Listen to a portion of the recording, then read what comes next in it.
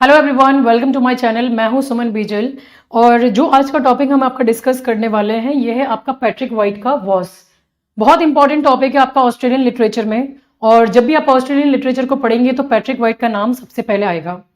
तो इससे पहले कि मैं आपको वर्क को स्टार्ट करूं, एक बार छोटा सा आपको इंट्रोडक्शन दे देती हूँ आपके ऑथर को लेके। सो पैट्रिक वाइट का पूरा नाम था पैट्रिक विक्टर मार्टिनडेल वाइट। ऐसे राइटर थे जो मतलब सिंपल स्टोरीज नहीं लिखते थे, बल्कि इंसान के अंदर का जो भी पर्सपेक्टिव था, जो भी उनके दिमाग में चल रहा होता था, उन सबको लिखते थे। ठीक है। और आप अगर ऑनेस्टली आप देखोगे, उनके बारे में बात करोगे तो उनका विजन बहुत ही ग्लोबल और फिलोसॉफिकल था। अगर आप इनके वर्क्स वगैरह को देखोगे तो इनको क्या है, 1973 में ही one Nobel peace prize, sorry Nobel prize in literature मिला था इनको यहाँ पे।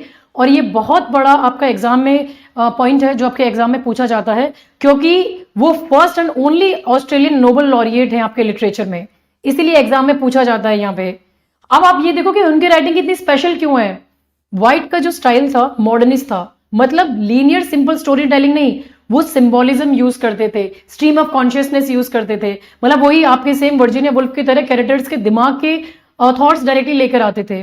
और लैंग्वेज सिंपल लैंग्वेज नहीं थी, थोड़ी डिफिकल्ट होती थी, but at the same time it use to be rich and layered.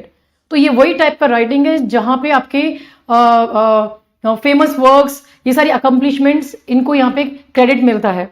अब इनके फेमस वर्क्स आप देखोगे यहाँ पे तो Voss is not the only work. Voss के अलावा उनका द ट्री ऑफ मैन भी है। वॉस और the tree of man, they both are considered as his two main great works.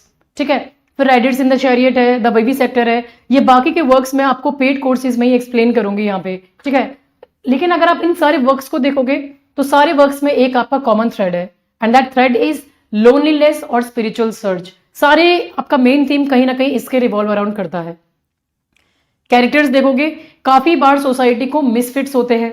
आप भी लगता है ना, आपको भी कभी पार्टीज वगैरह में अगर अकेला फील कर रहे हो, कभी भीड़ में अकेला फील कर रहे हो, है ना। तो ये अजीब अलग, यह सिंपल लोग, लेकिन उनके अंदर बहुत ही डीप विजडम छुपी होती है। ठीक है। तो ये उस तरह के वर्क्स पे अपना फोकस करते थे। पर्सनल लाइफ भी इनकी बड़ी इंटरेस्टिंग थी, बहुत प्राइवेट इंसान थे, मीडिया से दूर रहते थे और एक खेत में अपने फार्म में रहते थे। तो मतलब जो वो लिखते थे वो एक लिव्ड फिलोसॉफी थी, कोई फेक इंटेलेक्चुअलिज्म नहीं था यहाँ पे आपका। ठीक है। तो इसीलिए इंपॉर्टेंट राइटर है। अब हम यहाँ पे आपका वॉस को लेके आ जाते हैं। तो ये जो नोवेल है आपका यहाँ पे, it was publish in the year 1957 में इसको पब्लिश किया था। और ये सिर्फ एक एडवेंचर स्टोरी नहीं है, बल्कि इट इज द साइकोलॉजिकल और स्पिरिचुअल एक्सप्लोरेशन। ऑथर आपके पैट्रिक वाइट है यहाँ पे आपका। और ये जो है इसका जो सेटिंग है वो ऑस्ट्रेलिया का इसका सेटिंग आपको देखने के लिए मिलेगा पूरा, स्पेसिफिकली सिडनी और आपके जो डेजर्ट एरिया है वहां पे उसको लेके। ठीक है। वो आपका मेन सेटिंग है। अगर क्वेश्चन आ जाए तो आप इस पे ध्यान देना। इसका सेटिंग सिडनी और आपका इंटीरियर डेजर्ट वाला एरिया है, and it is set in the 1840s में आपका ये नोवेल, इसका सेटिंग बेस्ड है यहाँ पे। ठीक है। क्योंकि जो लैंडस्केप है यहाँ पे, वो लैंडस्केप खुद एक कैरेक्टर बन जाता है। तो जो नोवेल है it is loosely based on एक आपके रियल जर्मन आपके एक्सप्लोरर थे, ये रहे यहाँ पे लुडविग लेकार्ट। इसको लेके क्वेश्चन आ जाता है कि this novel is based on which among the following. तो आप यहाँ पे बताएंगे कि ये आपका एक जर्मन एक्सप्लोरर है, उनकी जिंदगी के ऊपर ये आपका बेस्ड ऑन है, जो ऑस्ट्रेलिया के डेजर्ट में गए थे और कभी वापस नहीं आए। सो ये आपका एग्जाम पॉइंट ऑफ व्यू से इंपॉर्टेंट पॉइंट है, तो उसको ध्यान रखना। अब आपका इसका नोवेल क्या है, what is this novel all about. तो देखो, इसकी मैं एक बार फटाफट से आपको समरी समझा देती हूँ और मीनिंग अपन इसका साथ में समझते हैं। अब ये नोवेल जो है यहाँ पे, ये नोवेल आपका जोहान अल्रिच के बारे में है यहाँ पे आपका, जो कि पूरा नाम है इसका वॉस। ठीक है। ये एक जर्मन एक्सप्लोरर है और ये ऑस्ट्रेलिया के अनएक्सप्लोर्ड डेजर्ट में एक्सपेडिशन लीड करते हैं। सरफेस पे तो ऐसा लग रहा है कि भाई आपका ये एडवेंचर है ना, but actually it is more than just an adventure. ये एक आपका ego versus nature versus spirituality का कॉन्फ्लिक्ट है ना। बिफोर ही लीव्स, उसके जाने से पहले ये एक लॉरा ट्रेवेलिन से मिलता है, और ये जो इसका कनेक्शन है उस लेडी के साथ में, it is not just a मियर physical connection, बल्कि वो स्पिरिचुअल और टेलीपैथिक है। मतलब कि वो दोनों अलग जगह पर होते हुए भी एक दूसरे को फील करते हैं यहाँ पे आपका। तो अब ये क्या शो कर रहा है, ये शो कर रहा है कि वाइट यहाँ पे ये कहना चाह रहे हैं कि रियल कनेक्शन आपका सिर्फ फिजिकल इंटीमेसी या फिजिकल क्लोजनेस नहीं होता, आपके इनर लेवल पर भी होता है, आपके स्पिरिचुअल लेवल पर भी होता है। तो जैसे जैसे वॉस आपका डेजर्ट में आगे बढ़ता है, उसका एक्सपेडिशन ब्रेक होने लग जाता है। तो जो लोग होते हैं इसके साथ में वो मर जाते हैं या फिर पागल हो जाते हैं या डेजर्ट कर देते हैं, मतलब छोड़ देते हैं इसको। डेजर्ट मतलब वो छोड़ देने वाला डेजर्ट। सो ये सिर्फ फिजिकल स्ट्रगल नहीं बल्कि आपका मतलब एक इनर ब्रेकडाउन है। तो वॉस जो है यहाँ पे वो खुद भी एक मेगानोलमेनिया के शिकार हो जाते हैं। मेगानोलमेनिया मतलब कि उसको लगता है कि वो एक गॉड जैसा पावरफुल है। और ये एक ऐसा डेंजरस पॉइंट है क्योंकि यहाँ पे वाइट दिखा रहे हैं कि ह्यूमन ईगो जब नेचर और स्पिरिचुअलिटी को चैलेंज करता है तो डिस्ट्रक्शन होता है। फिर एंड में क्या होता है, एंड में बॉस को एक ओरिजिनल लोग मार देते हैं। तो ये भी सिंबॉलिक है क्योंकि नेचर और इंडिजिनस विजडम अल्टीमेटली जो आउटसाइडर ईगो है यहाँ पे उसको डिस्ट्रॉय कर देती है। अब इसके साथ में पैरेलल में क्या चल रहा होता है आपका, यहाँ पे पैरेलल में लॉरा सिडनी में बीमार पड़ जाती है और उसकी इलनेस वॉस के कोलैप्स को मिरर करती है यहाँ पे आपका, ठीक है। वो भी वहां पे उसको मिरर कर रही होती है। तो अब क्या होता है यहाँ पे आपका, तो ये क्या इंडिकेट कर रहा है, ये इंडिकेट कर रहा है कि उन दोनों का कनेक्शन इतना डीप है कि एक का सफरिंग दूसरे में रिफ्लेक्ट हो रहा है। तो बहुत साल बाद में लॉरा एक स्कूल टीचर बन जाती है और वॉस एक लेजेंड बन चुका होता है यहाँ पे। सो वाइट यहाँ पे इस नोवेल के थ्रू ये बोलना चाह रहे थे कि ट्रुथ किसी हीरो के सक्सेस में नहीं होता बल्कि उसके स्ट्रगल और फेलियर्स में होता है, ठीक है। तो वो सक्सेसफुल तो हुआ नहीं था, बीच में ही मर गया था, but still he was made an hero, ठीक है। अब इसका हिस्टोरिकल बैकग्राउंड देखोगे तो सबसे पहले सेटिंग समझो, 1840 का कॉलोनियल ऑस्ट्रेलिया है। ऑस्ट्रेलिया अब उस टाइम पे 1840s में फुली इंडिपेंडेंट नेशन नहीं था बल्कि एक ब्रिटिश कॉलोनी था। और जो सिडनी आपका वो एक डेवलपिंग कॉलोनियल सिटी था, मतलब थोड़ा सिविलाइज प्लेस था, लेकिन उसके बाहर का ऑस्ट्रेलिया अभी भी वाइल्ड था, अननोन था और डेंजरस था। अब ये इंपॉर्टेंट पॉइंट है, आपके एग्जाम में पूछा जा सकता है कि Voss is set in colonial Australia, है ना। तो कहां पे इसका सेटिंग है, तो आप कॉलोनियल ऑस्ट्रेलिया को मार्क कर देंगे, ठीक है। अब एक इंपॉर्टेंट कॉन्ट्रास्ट समझो यहाँ पे, सिडनी क्या रिफ्लेक्ट कर रहा है, सिडनी आपका क्या सिंबलाइज कर रहा है, जो ये आपका सिटी है यहाँ पे। सो सिडनी सिंबलाइज दिस ऑर्डर, ये आपके ऑर्डर को सिंबलाइज कर रहा है यहाँ पे। आपका जो सोसाइटी है वो सिविलाइजेशन उसको सिंबलाइज कर रहा है यहाँ पे। इंटीरियर डेजर्ट ये आपके केओस को, अननोन और रॉ नेचर को सिंबलाइज कर रहा है। और यही जो कॉन्ट्रास्ट है आपका ये नोवेल का बैकबोन है। अब उस टाइम पे जो यूरोपियंस थे उनको ऑस्ट्रेलिया का इंटीरियर प्रॉपर्ली पता नहीं था, मैप्स भी इनकम्प्लीट थे क्योंकि एक्सप्लोर अभी हुआ नहीं था पूरा नेशन। सो बहुत सारी एक्सपेडिशंस हुई थी, है ना, कॉन्टिनेंट को क्रॉस करने के लिए, लेकिन मेजॉरिटी फेल हो गई, लोग मर गए या डिसअपेयर हो गए यहाँ पे। तो क्वेश्चन आ सकता है कि Voss reflects which historical reality, तो आप बता देना यहाँ पे कि भाई failed expeditions into unexplored Australian interior, ठीक है। फिर अब आता है इनका जो यहाँ पे हम बात कर रहे हैं आपके रियल लाइफ कनेक्शन, जो कि आपके लुडविग लेकार्ट। तो ये एक जर्मन एक्सप्लोरर थे जो 1848 में एक्सपेडिशन पे गए और कभी वापस नहीं आए। So Voss is loosely based on which explorer, आप इनका नाम ध्यान रखेंगे यहाँ पे। बट एक और चीज ध्यान देना कि दैट पैट्रिक वाइट ने इसको डॉक्यूमेंट्री नहीं बनाया, उन्होंने इस हिस्ट्री को ट्रांसफॉर्म किया है into one psychological and spiritual narrative, ठीक है। तो मतलब रियल स्टोरी से ज्यादा क्या इंपॉर्टेंट है, एक्सप्लोरेशन का मतलब क्या है, एक्सप्लोरर के अंदर क्या चल रहा है, ठीक है। तो ये क्वेश्चन कर रहे थे कि जब इंसान अननोन को कंक्वायर करने निकलता है तो वो खुद क्या बन जाता है, ठीक है। ये आपको यहाँ पे चीज ध्यान रखनी है। So white transform colonial exploration into a metaphor for inner spiritual journey, got it. अब इसके मेजर कैरेक्टर्स पे आ जाओ। सबसे पहला कैरेक्टर जो है यहाँ पे आपका, जो बहुत इंपॉर्टेंट है आपका, वो है आपका जोहान अल्रिच वॉस। अब ये नोवेल का सेंट्रल कैरेक्टर है, जर्मन एक्सप्लोरर है, वो ऑस्ट्रेलिया के डेजर्ट को क्रॉस करना चाहता है। बट ये एक नॉर्मल एक्सप्लोरर नहीं है।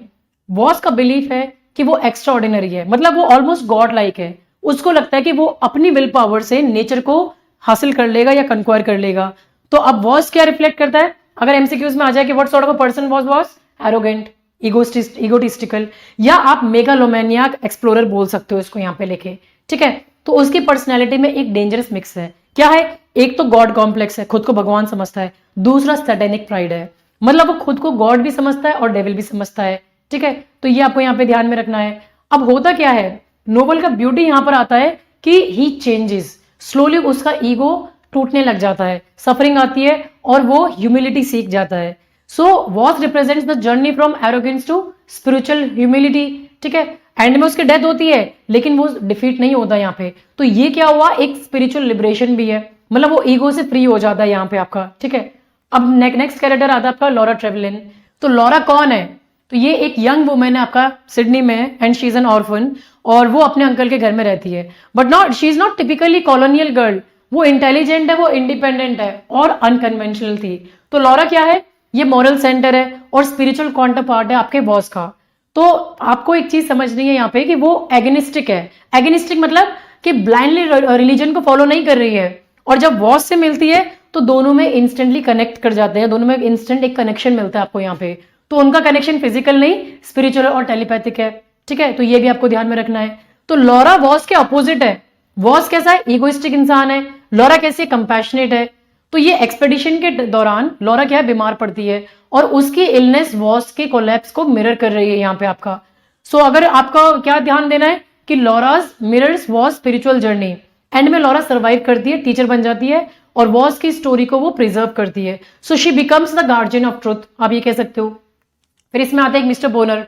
अब ये लॉरा के अंकल है, एक बहुत ही वेल्दी सिडनी मर्चेंट है यहाँ पे। वो एक्सपेडिशन सपोर्ट करते हैं, पर क्यों? कोई स्पिरिचुअलिटी के लिए नहीं, बट फॉर बिजनेस, रेपुटेशन और सोशल स्टेटस के लिए। तो मिस्टर बोनर कौन है? ही is a materialistic colonial middle class. Evil नहीं है, लेकिन लिमिटेड है यहाँ पे। ठीक है, तो जैसा कोई सिर्फ पैसा और स्टेटस में बिलीव करता है ना, और उसका गहरा मीनिंग नहीं समझ पाता, वो वॉस और लॉरा दोनों को समझ नहीं पाता, क्योंकि वो सिर्फ प्रैक्टिकल वर्ल्ड में जीता है यहाँ पे आपका। ठीक है, फिर आ जाता है आपका हैरी रॉबर्ट्स। अब ये एक यंग इंग्लिश बॉय है जो एक्सपेडिशन ज्वाइन करता है। तो ये वॉस को एडमायर करता है, उसके लिए बहुत ही ज्यादा लॉयल है यहाँ पे। तो हैरी क्या रिप्रेजेंट कर रहा है? इनोसेंस और ब्लाइंड डिवोशन को। उसकी लॉयल्टी इमोशनल है और ट्रेजिक भी है यहाँ पे आपका। ठीक है, क्योंकि इसी की वजह से वो मरा भी जाता है यहाँ पे। फिर आ जाता है आपका जैकी। ना जैकी क्या है? जैकी एक एब ओरिजिनल मैन है, ठीक है, जो एक्सपेडिशन के साथ जाता है, और एंड में वो वॉस की किलिंग में इन्वॉल्व होता है यहाँ पे। तो जैकी सिर्फ इंडिविजुअल कैरेक्टर नहीं, वो लैंड का सिंबल है, मतलब नेचर खुद वॉस को रिजेक्ट करता है। So through Jackie the land itself claims and destroy Voss. ठीक है, फिर आता है फ्रैंकलिन मेजोरियर। तो ये एक्सपेडिशन का एक मेंबर है और एक पोएट भी है, सेंसिटिव है, आर्टिस्टिक है, और वॉस के ब्रूटल नेचर के ऑपोजिट है। तो फ्रैंक आर्टिस्टिक टेम्परामेंट को डिस्ट्रॉय करता है बाय हार्श रियलिटी। उसका फेट भी बहुत डिस्टर्बिंग है, क्योंकि वो हार्श एनवायरनमेंट में सर्वाइव नहीं कर पाता। ठीक है, जैसे आप किसी क्रिएटिव पर्सन को टॉक्सिक एनवायरनमेंट में तोड़ डाल दो तो वो बेचारा टूट जाएगा, उसी तरह ये भी कोलैप्स कर जाता है यहाँ पे आपका। ठीक है, फिर आप आ जाओ यहाँ पे थीम्स को लेके आ जाओ। अब थीम्स भी बहुत इंपॉर्टेंट है आपके इस वर्क को लेके। तो सबसे पहला थीम आता है आपका प्राइड एंड ह्यूमिलिटी को लेके। ये नोवेल का कोर और स्पिरिचुअल थीम है, और एग्जाम में सबसे ज्यादा पूछे जाने वाला पॉइंट भी है। सो वॉस का कैरेक्टर शुरू से कैसे होता है यहाँ पे? शुरू से इसका कैरेक्टर बड़ा ही एक्सट्रीम प्राइड से भरा होता है, बड़ा घमंडी किस्म का इंसान है। वो खुद को नॉर्मल इंसान ही नहीं समझता, बोलता है कि मैं भगवान लाइक, वो अपुनिच भगवान है। तो उसको लगता है कि वो अपनी जो इच्छा शक्ति है, विल पावर है, उससे पूरे ऑस्ट्रेलिया कॉन्टिनेंट को कन्क्वायर कर लेगा। तो ये जो उसका एटीट्यूड है, ये सिर्फ कॉन्फिडेंस नहीं, बल्कि इट्स अ सैटेनिक प्राइड। सो मतलब इतना ईगो कि वो खुद को भगवान और डेविल दोनों के लेवल पर रख देता है।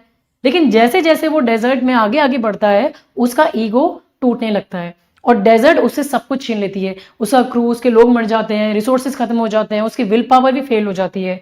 और यहाँ वाइट ये दिखा रहे हैं कि नेचर और रियलिटी के सामने सिर्फ आपका ईगो काम नहीं कर सकता। एंड तक वॉस आपका जो है वो डिफीट जो है यहाँ पे डिफीट हो जाता है। लेकिन ये जो डिफीट है, ये आपका फेलियर नहीं है, ये उसका स्पिरिचुअल लर्निंग है। वो सफरिंग के थ्रू ह्यूमिलिटी सीखता है आपका यहाँ पे। ठीक है, फिर दूसरी तरफ कौन है आपका यहाँ पे? दूसरी तरफ आ जाती है आपका लॉरा आ जाती है यहाँ पे। तो लॉरा वो वॉस की स्पिरिचुअल काउंटर पार्ट है, एक इंटेलिजेंट कंपैशनेट वुमेन जो वो भी अपनी एक जर्नी कर रही होती है। सो वो इनिशियली रैशनल प्राइड में रहती है, गॉड को रिजेक्ट करती है, लेकिन धीरे धीरे वो भी ह्यूमिलिटी और फेथ की तरफ मूव करती है आपका यहाँ पे। ठीक है, तो वाइट यहाँ पे क्लियरली क्या बोल रहे हैं? That pride is the deadliest sin and humility is the highest virtue. ठीक है, तो ये आपको यहाँ पे ध्यान में रखना है। तो प्राइड वर्सेस ह्यूमिलिटी, ये इनका सेंट्रल स्पिरिचुअल कॉन्फ्लिक्ट है आपका। फिर आता है आपका the relationship between Voss and Laura, spiritual love को लेके। तो ये नोवेल का सबसे यूनिक और कंफ्यूजिंग पार्ट है। ठीक है, तो वॉस आपका जो है ये जो लॉरा है आपका, इन दोनों मतलब कैसे समझाओ इनको? अब इन दोनों की जो इंडिपेंडेंट, ये दोनों ही आपके इंडिपेंडेंट है यहाँ पे। ठीक है, दोनों ही थोड़े थोड़े से प्राइड है दोनों के अंदर, लेकिन ये अपना क्या है, बहुत सारा टाइम एक साथ स्पेंड करते हैं। लेकिन उनका कनेक्शन जो है वो पूरी तरह नोवेल का हार्ट है। वो सिर्फ आपका फिजिकल, आप उसके साथ में उसको टैग नहीं कर सकते हो, उनका रिलेशनशिप रोमांटिक नहीं है बल्कि स्पिरिचुअल और टेलीपैथिक कनेक्शन है। मतलब वो डेजर्ट के डिस्टेंस के बावजूद एक दूसरे को फील करते हैं जैसे कि उनकी सोल से कनेक्टेड हो यहाँ पे आपका। So their relationship was more telepathic and spiritual and non physical love. So white यहाँ पे शो कर रहे थे कि दोनों एक दूसरे को कंप्लीट करते हैं। वॉस के पास विल पावर है, विजन है, बट वार्मथ और कंपैशन नहीं। लॉरा के पास कंपैशन और मॉरल क्लैरिटी है बट करेज और एक्शन नहीं है। सो together they form a complete human being. ठीक है, तो ये दोनों क्या कर रहे हैं आप, वॉस और Laura represent complementary halves of a complete spiritual identity. तो ट्रू कनेक्शन फिजिकल नहीं इनर लेवल पर हो रहा है यहाँ पे। फिर आ जाता है आपका यहाँ पे आपका मैन वर्सेस नेचर को लेके। अब इस नोवेल में डेजर्ट सिर्फ आपका बैकग्राउंड नहीं है बल्कि एक एक्टिव कैरेक्टर है।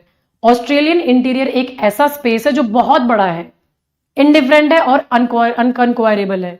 सो वॉस का मेन गोल क्या था, इस लैंड को कंक्वायर करना, और यही उसकी सबसे बड़ी गलती भी थी, है ना। क्योंकि वाइट यहाँ पे ये शो कर रहे हैं कि नेचर को कंक्वायर नहीं किया जा सकता, सिर्फ रिस्पेक्ट और आप सर्वाइव कर सकते हो। सो जो एरोगेंट है, जैसे वॉस हो गया यहाँ पे, जो शुरू में एरोगेंट होता है तो वो इंसान यहाँ पे डिस्ट्रॉय हो जाता है। जो जेन्युइन है वो सर्वाइव कर लेगा। तो डेजर्ट का एक और यहाँ पे एक इंपॉर्टेंट रोल है, और वो क्या है, ये सब प्रिटेंशंस को हटा देता है। मतलब तुम्हारी जो फेक आइडेंटिटीज है, तुम्हारा ईगो, तुम्हारा स्टेटस, सब फालतू की चीज है, सब यूजलेस है। सिर्फ तुम्हारा जो रियल सेल्फ है वो ही बचता है। तो जैसे जब इंसान एक्सट्रीम स्ट्रगल फेस करता है तब उसका असली कैरेक्टर सामने आता है। तो ऐसे ही the desert functions as both physical and spiritual testing ground. फिर आता है आपका यहाँ पे कॉलोनियलिज्म एंड ऑस्ट्रेलियन आइडेंटिटी को लेके। तो ये थीम थोड़ा इंटेलेक्चुअल है लेकिन समझना जरूरी है। सो नोवेल आपका जो है ये कॉलोनियल ऑस्ट्रेलिया में सेट है। सिडनी एक कंफर्टेबल और मटेरियलिस्टिक सोसाइटी है जहां लोग प्रैक्टिकल और लिमिटेड थिंकिंग वाले हैं। जैसे मिस्टर बोनर जैसा कैरेक्टर, लॉरा जो कोई अंकल जो है ना, वो वेल्दी मर्जेंट है जो सिर्फ बिजनेस और अपनी स्टेटस को समझते हैं। वॉस का एक्सपेडिशन भी एक तरह का कॉलोनियल एम्बिशन ही था, कॉन्टिनेंट को मैप करना, क्लेम करना। लेकिन वाइट यहाँ पे ये शो कर रहे थे ऑस्ट्रेलिया को कॉन्क्वायर नहीं किया जा सकता, स्पेशली क्योंकि ये लैंड ऑलरेडी एबोरिजिनल लोगों का है। तो जैकी जैसा आपका कैरेक्टर हो गया जो कि आपका एक एबोरिजिनल था यहाँ पे आपका, तो वो एक्सपेडिशन का पार्ट है बट लेटर वो वॉस की किलिंग में इन्वॉल्व होता है। तो ये रिप्रेजेंट क्या कर रहा है, deep ancient connection with land को। सो वाइल क्रिटिक्स कॉलोनियल, जो ये क्रिटिक्स है यहाँ पे ये कॉलोनियल एम्बिशन को लेके यहाँ पे क्रिटिसाइज करते हैं, बट वो सपोर्ट भी कर रहे हैं ह्यूमिलिटी बिफोर लैंड को लेके। तो पैट्रिक वाइट यहाँ पे क्वेश्चन कर रहे हैं कॉलोनियल अजम्पशंस ऑफ डोमिनेंस को, and is also emphasizing a deeper respectful relationship with the land. ठीक है, फिर आपका थीम आ जाता है यहाँ पे आपका मिस्टिसिज्म एंड स्पिरिचुअलिटी को लेके। अब इस थीम पे आपको क्या चीज ध्यान देनी है, ये आपका फिलोसॉफिकल लेवल पर डीप फिलोसॉफिकल लेवल पर है ये वाला थीम। सो पैट्रिक वाइट जो है ये मिस्टिसिज्म में बिलीव करते थे, मतलब गॉड या ट्रुथ को डायरेक्टली एक्सपीरियंस करना, या है ना, बिना किसी फॉर्मल रिलीजन के। तो वॉस का जो जर्नी था वो सिर्फ फिजिकल नहीं स्पिरिचुअल भी है। लॉरा भी एक मिस्टिकल ट्रांसफॉर्मेशन से गुजरती है, उसकी जो बीमारी है वो एक तरह का डेथ रिबर्थ वाला एक्सपीरियंस हो गया है।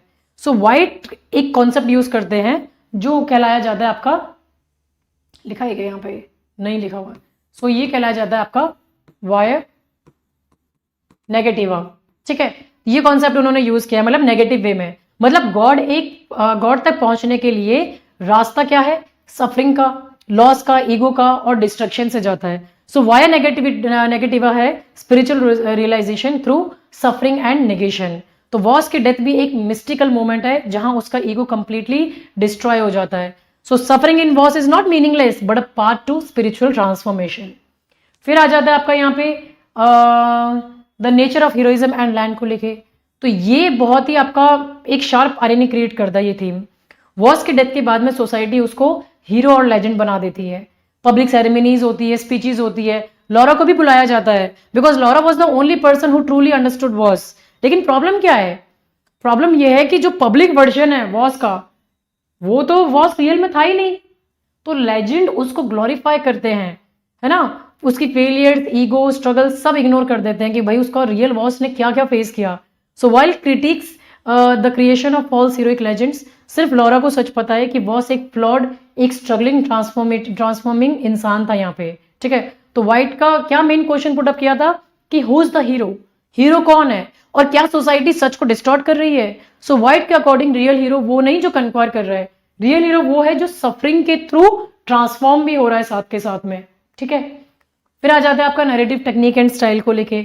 सो ये जो वर्क है आपका यहाँ पे पैट्रिक वाइट का प्रोज जो इनका स्टाइल है यहाँ पे, ये सबसे डिस्टिंक्टिव और चैलेंजिंग स्टाइल में आता है। उनकी राइटिंग सिंपल स्टोरी टेलिंग नहीं है, बल्कि बहुत ही डेंस, पोएटिक और लेयर्ड है।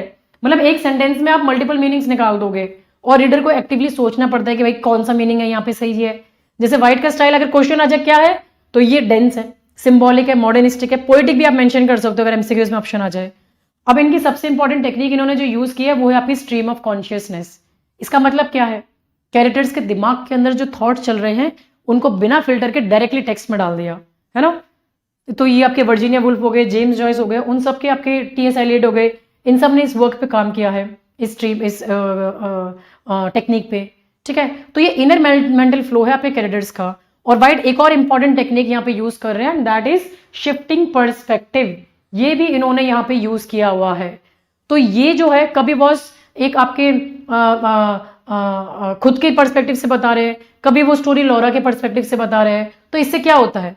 तो इससे जो रीडर है वो साइमल्टेनियसली एक्सटर्नल जर्नी में ट्रेवल करता है और इंटरनल जर्नी में करता है। कभी वो डेजर्ट में ट्रेवल कर रहा है, कभी वो लॉरा के माइंड में। तो इन दोनों चीजों को एक साथ ही देख पाता है। टाइम का भी देखोगे तो टाइम भी आपका एक कैसे फॉलो हो रहा है, नॉन लीनियर वे में।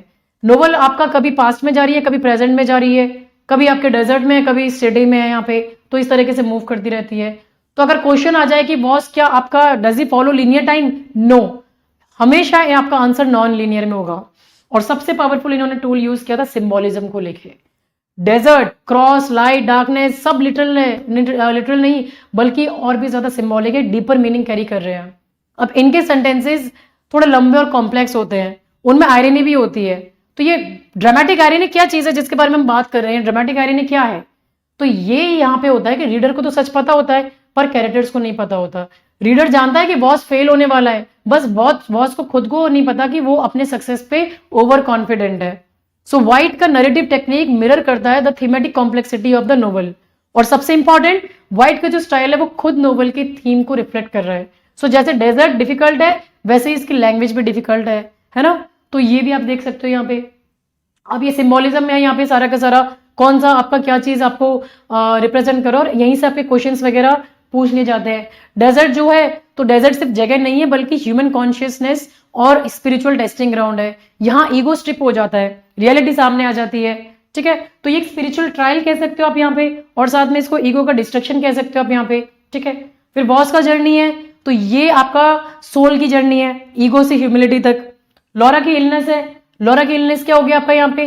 तो ये भी आपका एक वॉस के साथ उसका भी स्पिरिचुअल कनेक्शन शो कर रहा है। ये इलनेस रैंडम नहीं है, यहाँ पे दोनों के कनेक्शन को कर रहे हैं यहाँ पे। तो इलनेस क्या है? सिंपैथेटिक सफरिंग हो गया यहाँ पे आपका। ठीक है, फिर क्रॉस क्या हो गया आपका? ये जो द क्रॉस आ जाता है आपका यहाँ पे, तो क्रॉस का मतलब है क्रिश्चियन सफरिंग और रिडेम्पशन। तो वॉस को कई जगह क्राइस्ट लाइक इमेजिन मिलती है। तो क्रॉस क्या रिप्रेजेंट कर रहा है? सफरिंग और सैक्रिफाइस को रिप्रेजेंट कर रहा है आपका यहाँ पे। लाइट और डार्कनेस क्या है? लाइट ट्रुथ है, स्पिरिचुअल अंडरस्टैंडिंग है, डार्कनेस आपका प्राइड है, इग्नोरेंस है आपका यहाँ पे। ठीक है, फिर आपका एबोरिजिनल प्रेजेंस क्या हो गया? तो ये जैकी को बता रहा है यहाँ पे, जो आपके एंशिएंट कनेक्शन विद लैंड को रिप्रेजेंट कर रहा है। एक्सपेडिशन मेंबर्स हो गए हैं, हर मेंबर आपका एक ह्यूमन रिस्पॉन्स को रिप्रेजेंट करता है। हैरी इनोसेंस को करता है, फ्रैंक आर्टिस्टिक सेंसिटिविटी को, और बाकी और वो सारे के सारे आपके वीकनेस और सर्वाइवल इंस्टिंक्ट्स को फॉलो कर रहे हैं यहाँ पे आपका। ठीक है, अब यहाँ पे Voss as the Christ figure को बात करोगे यहाँ पे, तो ये थोड़ा ट्रिकी है। वाइट वॉस को क्राइस्ट जैसा दिखाते हैं, लेकिन डायरेक्टली नहीं, आयरॉनिकली। तो वॉस खुद को गॉड समझता है, which is actually satanic pride, जो कि ईगो है। बट उसका जर्नी सफरिंग, डेथ और ट्रांसफॉर्मेशन का, ये क्राइस्ट के पैटर्न को तो फॉलो कर रहा है यहाँ पे। So Voss is not a simple Christ figure, बल्कि ही इज अ पैरोडिक और आयरनिक क्राइस्ट फिगर। उसकी डेथ डेजर्ट में होती है, जो क्राइस्ट की क्रूसिफिकेशन जैसी लगती है। बट डिफरेंस क्या है? वॉस को पहले अपना ईगो डिस्ट्रॉय करना पड़ता है, और लॉरा का रोल भी यहाँ पे इंपॉर्टेंट होता है। वो मैरी जैसी है, जो वॉस को रियल स्पिरिचुअल नेचर को समझती है यहाँ पे। सो वाइट क्या कर रहे हैं? Patrick White presents Voss as an ironic Christ figure who redeems himself, या फिर whose redemption requires the destruction of ego. ठीक है, ये आपको यहाँ पे ध्यान में रखना है इसको लेके। अब यहाँ पे आ जाता है पैट्रिक वाइट का सिग्निफिकेंस क्या है इस वर्क में। तो देखो, पैट्रिक वाइट को आप जो है, ये आपके 20वीं सेंचुरी के सबसे इंपॉर्टेंट ऑस्ट्रेलियन राइटर है। उन्होंने ऑस्ट्रेलियन लिटरेचर को ग्लोबल लेवल पर इंट्रोड्यूस किया है। ठीक है, तो पहले ऑस्ट्रेलिया का जो लिटरेचर था वो इतना सीरियसली नहीं लिया जाता था। तो इनको जब ये फर्स्ट ऑस्ट्रेलियन नोबेल लॉरेट बने 1973 में, तो उन्होंने ट्रेडिशनल ऑस्ट्रेलियन राइटिंग को चैलेंज किया, जो कैसी थी, it use to be simple and masculine, realistic होती थी। लेकिन अब वॉस ने क्या इंट्रोड्यूस किया, वॉस ने यहाँ पे स्ट्रीम ऑफ कॉन्शियसनेस लेके आ गए, सिम्बोलिज्म लेके आ गए, साइकोलॉजिकल डेप्थ लेके आ गए। तो ये उन्होंने अपने वर्क्स में यहाँ पे मेंशन कर रखे हैं, और ये सारे उनके बाद के वर्क्स है जो आप इनको रीड कर लेना यहाँ पे, ठीक है। अब ये वर्ल्ड लिटरेचर के साथ में आप इनके साथ में इनको कंपेयर कर सकते हो यहाँ पे आपका, ठीक है। और जैसे आप देखोगे ऑस्ट्रेलियन नोवेल आपका जो है इसमें आपका यूनिवर्सल ह्यूमन कंडीशन का आप बता रहे हो यहाँ पे। तो पैट्रिक वाइट का काम क्या है, ये एक्चुअली क्या है, ग्रेट राइटर्स के ट्रेडिशन में आते हैं, जो इंसान के अंदर की जो डार्कनेस है और उसका जो ईगो है, स्पिरिचुअलिटी, उसको एक्सप्लोर कर रहे हैं। तो इनका अगर आप कंपेयर करोगे तो सबसे पहले कंपैरिजन आता है कॉनराड के हार्ट ऑफ डार्कनेस का। तो यहाँ भी एक यूरोपियन कैरेक्टर है कर्ट्स, वो अफ्रीका के जंगल में जाता है और धीरे धीरे उसका साइकोलॉजिकल ब्रेकडाउन होता है। सेम पैटर्न वॉस में भी है, वॉस भी अपने आपको कंक्वेयर समझने निकलता है, और यहाँ पे भी सेम चीज होती है। सो दोनों नोवेल्स ये दिखाते हैं कि non European landscape becomes a mirror of inner darkness, मतलब जंगल या डेजर्ट सिर्फ जगह नहीं बल्कि वो कैरेक्टर्स के माइंड का रिफ्लेक्शन भी है, ठीक है। ऐसे ही सेम आप मोबी डिक के बारे में आ जाओ, हरमन मेलविल के। यहाँ कैप्टन आहब एक वाइट वेल को हंट कर रहे हैं, लेकिन असल में वो अपनी ऑब्सेशन का शिकार होता है। वॉस भी सेम है, उसका गोल है कॉन्टिनेंट को कंक्वायर करना, लेकिन वो एक मोनोमैनियक बन जाता है, मतलब एक ही ऑब्सेशन में पूरा कंज्यूम हो जाता है वो यहाँ पे आपका, ठीक है। तो ये आप देख सकते हो यहाँ पे वॉस और आहब, इनका ऑब्सेशन इनके डिस्ट्रक्शन को लीड करता है यहाँ पे आपका। तो इनको एक बार आप रीड कर लेना, ये लिटरेरी टर्म्स है, इनको भी रीड कर लेना आप। और ये सारा रिवीजन है, आपके की पॉइंट्स टू रिमेंबर है, गो थ्रू देम वंस। और ये एमसीक्यूज हैं, ये सारे के सारे आप देख लेना यहाँ पे, ठीक है। ये एक्सप्लेन आपके पीडीएफ जो है वहाँ पे इनका मैंने एक्सप्लेनेशन दे रखा है, so you go through them once as well, ठीक है। सो ये था आपका आज का टॉपिक, और इसके पीडीएफ आपके पेड बैच में ही मिलेंगे आपको, एमसीक्यूज भी आपका पेड बैच में ही मिलेगा आपको यहाँ पे, ठीक है। So thank you so much for watching, I will see you in my marathon classes in the evening. Thank you.